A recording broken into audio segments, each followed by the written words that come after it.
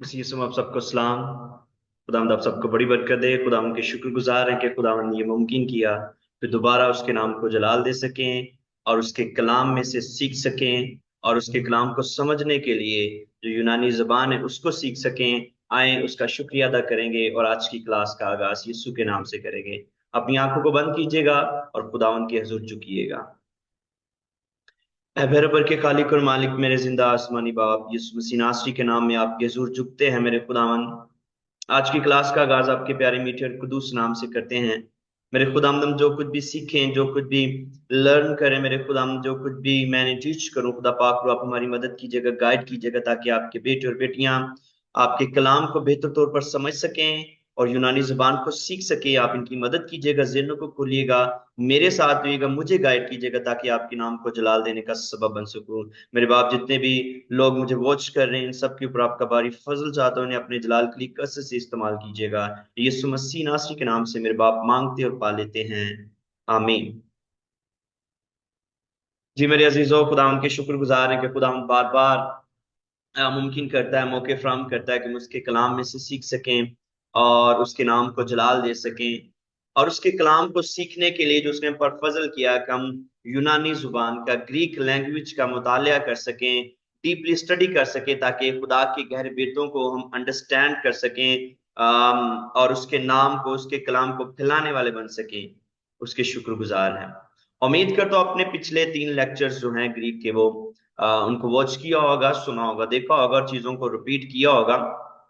सबसे जो जरूरी बात है, आपको अल्फाबेट्स आने चाहिए। अल्फाबेट्स के ऊपर आपकी कमांड होनी चाहिए। जब तक अल्फाबेट्स आपको नहीं आएंगे आप आगे मूव नहीं कर सकेंगे।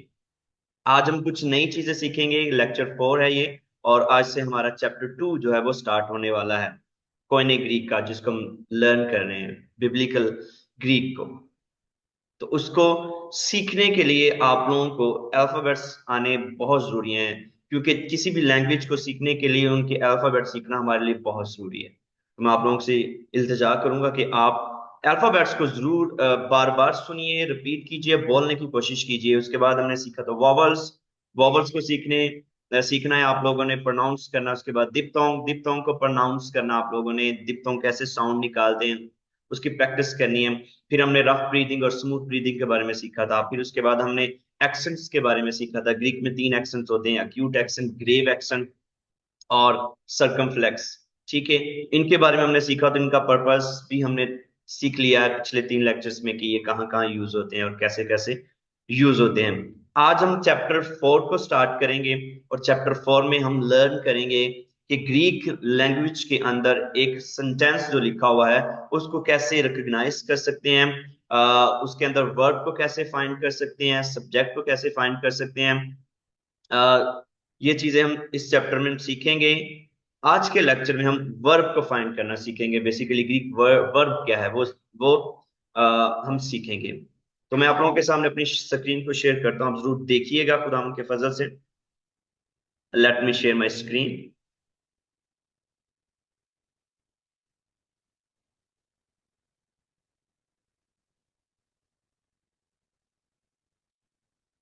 आप लोगों को ये स्क्रीन नजर आ रही होगी, Koine Greek, biblical Greek, lecture number 4,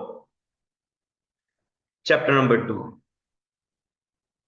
chapter number 2 में सबसे पहले हम सीखेंगे व्हाट इज वर्ब। पहले तो हमें इंग्लिश में और उर्दू में जानना जरूरी है कि वर्ब क्या होती है, व्हाट इज वर्ब। तो सबको पता, सब लोगों को पता है मोस्टली, जो इसकी डेफिनेशन बयान की जाती है वो ये है कि verb is an action word. ठीक है, जैसा कि फॉर एग्जांपल हियर, सुनना। सुनना क्या है, एक काम है, तो ये वर्ब है।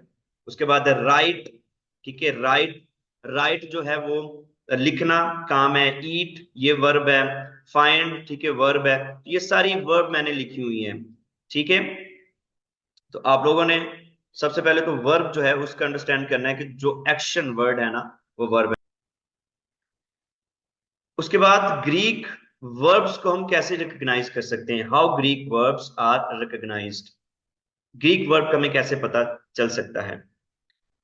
तो सिंपल सी एक क्लू है, जो एक हिंट है, वो ये है कि अगर किसी वर्ड के एंड पे ओमेगा हो, मी, ठीक है, मू और योटा, मी वर्ब हो, और उमाए आ जाए किसी वर्ड के एंड पर, तो वो डेफिनेटली जो है वर्ब है।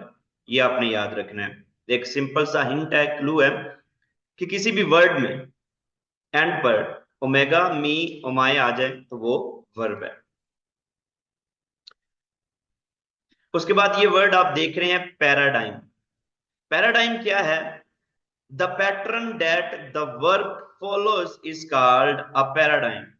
ठीक है, जिस पैटर्न से वर्ब को लिखा जाता है उसे हम पैराडाइम कहते हैं। ठीक है, फिर सुन लें, जिस पैटर्न से एक वर्ब को लिखा जाता है उस पैटर्न को हम पैराडाइम कहते हैं। Present tense. चैप्टर 2 में मैंने आपको स्टार्टिंग में बताया कि हमने प्रेजेंट टेंस के बारे में हमने सेंटेंसेस जो लिखे हैं उनको चेक करना है कि ये कौन सा टेंस है, कौन सा सेंटेंसेस है। अब हम ये सीखेंगे। तो सबसे पहले हम प्रेजेंट टेंस की पहचान सीखेंगे कि प्रेजेंट टेंस जो है वो क्या है। तो ये मैंने लिखा हुआ है example of English verb pattern simple present active voice. ठीक है, सिंपल प्रेजेंट की हम एग्जांपल देखते हैं, जैसा कि ये आपको स्क्रीन में नजर आ रहा है। सिंपल प्रेजेंट टेंस क्या होता है? फर्स्ट पर्सन होता है आई से, सेकंड पर्सन सिंगुलर होता है यू से, और थर्ड पर्सन सिंगुलर होता है ही शी सेज। तो इंग्लिश में जब भी ही शी आएगा तो वर्ब के साथ आप लोगों ने एस या ई एस लगाना है, लगाते हैं हम। ठीक है, इंग्लिश में। उसके बाद है वी से, ठीक है, यू से, दे से। ये तीन सिंगुलर है और इनकी ये प्लूरल फॉर्म्स हैं। यहाँ पे आई हियर, ठीक है, you hear, he she hears, we hear, you hear, they hear. I eat, you eat, he she eats, we eat, you eat, they eat. I have, you have, he she has, we have, you have, they have। ये आप लोगों की आसानी के लिए मैंने उर्दू में भी ट्रांसलेशन कर दी है। आप यहाँ पे देख सकते हैं, जैसे मैंने पीछे ये पढ़ा था, ये जो है ये चार वर्ब मैंने उर्दू में इनको ट्रांसलेट किया हुआ है। यहाँ पे देखिएगा, पीछे था आई से, तो यहाँ पे उर्दू में उसका मतलब है मैं कहता हूं। ठीक है, फिर था यू से, उर्दू में है आप कहते हैं या तुम, लेकिन आप ज्यादा एक इज्जत वाला वर्ड है तो आप यूज करें, आप कहते हैं। उसके बाद है वो कहता है या वो कहती है, हम कहते हैं। उसके बाद आप, ज्यादा लोग कहने वाले, आप कहते हैं। और फिर उसके बाद वो कहते हैं। ठीक है, इसी तरह मैं खाता हूं, आप खाते हैं। ये अकेले बंदे की बात हो रही है कि आप, अकेला बंदा खा रहा है। फिर उसके बाद वो खाता है, हम खाते हैं, आप खाते हैं, वो खाते हैं। ये प्लूरल है। अब यहाँ पे आपको नजर आ रहा होगा मैंने यहाँ पे प्रेजेंट कंटिन्यूस भी, इंग्लिश में इसको हम प्रेजेंट कंटिन्यूस कहते हैं, तो वो भी मैंने ट्रांसलेट किया हुआ है। मैं कहता हूं, मैं कह रहा हूं। आप कहते हैं, आप कह रहे हैं।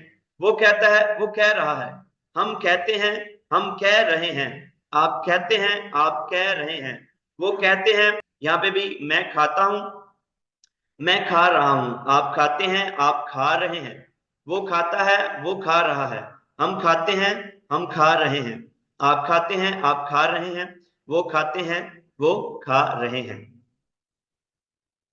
I am eating, you are eating, he she is eating, we are eating, you are eating, they are eating. I am having, you are having, he she is having, we are having, you are having, they are having. ठीक है, तो English में ये दो present simple present और present continuous को दोनों को अलग अलग ट्रांसलेट किया जाता है। मैं खाता हूं, मैं खा रहा हूं। ठीक है, लेकिन जब आप ग्रीक का टेंस, प्रेजेंट टेंस, आप ग्रीक में प्रेजेंट टेंस को यूज करेंगे, जैसे कि हम यहाँ पे लिखा हुआ है चैप्टर 2 में कि प्रेजेंट टेंस ऑफ लुओ। तो लुओ को हम जब इसको ट्रांसलेट करेंगे तो आई लूज भी मैं कह सकता हूं, या मैं कह सकता हूं आई एम लूजिंग। तो ग्रीक में सिंपल प्रेजेंट और प्रेजेंट कंटिन्यूस एक है, एक टेंस है। ठीक है, अलग अलग नहीं है। इनके मैं खाता हूं या मैं खा रहा हूं, बात एक ही है ग्रीक में। तो ये पैटर्न है। ठीक है, ग्रीक में लुओ, लुएस, लुए, लुओमेन, लुएटे, लुओसिन, या आप कह सकते हैं लुओसी। इसे हम रिमूवेबल नू कहते हैं। इसको लगा भी देते हैं या नहीं भी लगाते हैं बाजुकात। तो ये लुओ की फॉर्म लिखी हुई है ग्रीक को ऐसे, ग्रीक वर्ब को हम उसका पैटर्न ये है, लुओ, आई लूज, लुएस, यू लूज, लुए, ही शी इट लूजिस, लुओमेन, वी लूज, लुएटे, यू लूज, लुओसिन, दे लूज। ठीक है, तो ये पैटर्न ग्रीक वर्ब जो है ये पैटर्न फॉलो करती हैं। लुओ का मतलब आई लूज, लू एस का मतलब यू लूज, लू ए का मतलब ही शिट लूजिस, लू ओमन का मतलब वी लूज, लू एटे का मतलब यू लूज, लू ओसिन का मतलब दे लूज है। ठीक है, नेक्स्ट लाइन में आप देखिए मैंने इनको सेपरेट किया हुआ है। ये हमारे पास वर्ड है लू, तो इसको जब ओमेगा के साथ लिख देंगे लू ओ, तो आई लूज हो जाएगा। अगर लू एस, ये वाली एंडिंग्स आपने याद करनी है, उ एस ए ओमन एटे ओसिन, उ एस ए ओमन एटे ओसिन, उ एस ए ओमन एटे ओसिन, उ एस ए ओमन एटे ओसिन, लू ओ, लू एस, लू ए, लू ओमेन, लू एटे, लू ओसिन, उ एस ए ओमन एटे ओसिन, उ एस ए ओमन एटे ओसिन। ये वाले प्लूरल हैं, ये सिंगुलर हैं तीन। ठीक है, लू ओ, लुएस, लुए, लुओमेन, लुएटे, लुओसिन, उ एस ए ओमन एटे ओसिन, उ एस ए ओमन एटे ओसिन, उ एस ए ओमन एटे ओसिन। ठीक है, ये आप लोगों ने याद करनी है। उसके बाद ये लेगो की भी फॉर्म मैंने लिखी हुई है, लेग गो। ठीक है, तो जब इसके साथ ओमेगा लग जाएगा तो क्या हो जाएगा, आई एम सेइंग। लेगो का मतलब होता है से। ठीक है, तो लेगो, आई से या आई एम सेइंग। आपने देखा होगा मैंने यहाँ पे इसको आई एम के साथ ट्रांसलेट किया, यहाँ पे मैंने सिंपल प्रेजेंट के साथ किया है, तो बात एक ही है। ठीक है, लेगो, आई एम सेइंग, लेग, लेग एस, यू आर सेइंग, लेगे, he she's saying, legomen we are saying, legate you are saying, legosin they are saying। तो ये एंडिंग्स आपने याद करनी है, किसी भी वर्ब के एंड पे या आप एंडिंग्स लगाते जाएंगे, एंडिंग्स चेंज करते जाएंगे, तो वो पर्सन चेंज होता जाएगा। अगर आप कहते हैं आई एम सेइंग, मैं कह रहा हूं, फिर मैं कहूंगा लेगो, मैं कह रहा हूं। अगर मैं कहता हूं आप कह रहे हैं, तो फिर मैं कहूंगा लेगेस, आप कह रहे हैं। अगर मैं कहता हूं वो कह रहा है, तो फिर मैं कहूंगा लेग ए। ठीक है, लेग ए, वो कह रहा है या वो कह रही है। अगर मैं कहता हूं हम कह रहे हैं, तो फिर लेग वुमन। अगर कहता हूं आप, वो ज्यादा लोग हैं यानी कि आप लोग कह रहे हैं, तो फिर मैं कहूंगा लेगेटे। अगर मैं कहता हूं वो कह रहे हैं, तो फिर लेगोसिन। तो ये वाली, सॉरी, ये वाली आपने एंडिंग ज्वाइन याद करनी है, उ एस ए ओमन एटे ओसिन, उ एस ए ओमन एटे ओसिन, उ एस ए ओमन एटे ओसिन, उ एस ए ओमन एटे ओसिन, लेगो, लेगेस, लेगे, लेगोमन, लेगेटे, लेगोसिन, लेगो, लेगो, लेगेस, लेगे, लेगोमन, लेगेटे, लेगोसिन। तो ये आपने वर्ब जो है इनको याद करना है। ये हमारा आज का लेक्चर था।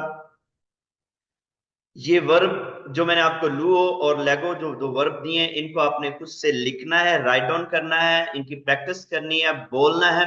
और ये जो पैराडाइम है, उ एस ए ओमन एटे ओसिन, उ एस ए ओमन एटे ओसिन, उ एस ए ओमन एटे ओसिन, इसको याद करना है। किसी भी वर्ब के एंड पे जब आप ये लगा देंगे, इनकी एंडिंग्स लगाते जाएंगे, पर्सन चेंज होता जाएगा। और ये है प्रेजेंट टेंस। तो ग्रीक में प्रेजेंट टेंस, प्रेजेंट कंटिन्यूस भी है, सिंपल प्रेजेंट भी है। ठीक है, तो आप लोगों ने प्रैक्टिस करनी है। नेक्स्ट क्लास में मैं आप लोगों को वर्ब भी दूंगा आपकी प्रैक्टिस के लिए, और आपको होमवर्क भी दूंगा। अभी मैं होमवर्क आपको, तो इस वर्ब के बाद, लेगो के बाद, आप लोगों ने जो आपकी प्रैक्टिस के लिए मैंने वर्ड लिखा है, फॉर योर प्रैक्टिस, अकुओ। तो आप लोग इस वर्ड की प्रैक्टिस कर सकते हैं, जैसे उ एस ए ओमन एटे ओ सिन के साथ। तो आप लिख भी सकते हैं और इसको इसको प्रोनाउंस भी कर सकते हैं। इससे आपकी प्रैक्टिस हो जाएगी, और साथ में लू और लेगो को भी आपने प्रोनाउंस करना है। आज के लिए काफी इतना ही। अगर आपके कोई क्वेश्चन हो, कोई बात हो, कोई डिस्कशन आपने करनी, कुछ पूछना है, तो आप पूछ सकते हैं। Let me pray for you, and दुआ करें खुदावंद के हुजूर। ऐ बरबर के खालिक और मालिक जिंदा आसमानी बाप, यीशु मसीह के नाम, यीशु मसीह नासरी के नाम में खुदावंद जो भी मैंने टीच किया है आपके बेटों को, खुदावंद जो कुछ भी सिखाया है, खुदा पाक रू आपके फजल से आपके बेटे और बेटियां आपके लोग सीखें ताकि कलाम को बेहतर तौर पर समझ सकें। आपका फजल चाहता हूँ खुदावंद, आप इनकी रहनुमाई कीजिएगा, गाइड कीजिएगा, अपनी हिफाजत में रखिएगा ताकि आपके नाम को इज्जत और जलाल मिले। यीशु मसीह के जलाली, कादर और पुरफजल नाम से मांगते और पा लेते हैं, आमीन। खुदा बाप, खुदा बेटी, खुदा कुछ के नाम से। God bless you. खुदावंद आप सबको बड़ी बरकत दे। आप जरूर इसकी प्रैक्टिस कीजिएगा। जब तक आप प्रैक्टिस नहीं करेंगे तब तक आप इस पे कमांड नहीं हासिल कर सकेंगे। प्रैक्टिस ही से आप कामयाब हो सकते हैं। प्रैक्टिस कीजिए बोलने की, लिखने की, ताकि ये आप लोगों के लिए आसान बन जाए। मैं गॉड ब्लेस यू। खुदावंद आपके साथ, अपना ख्याल रखिए। Bye bye.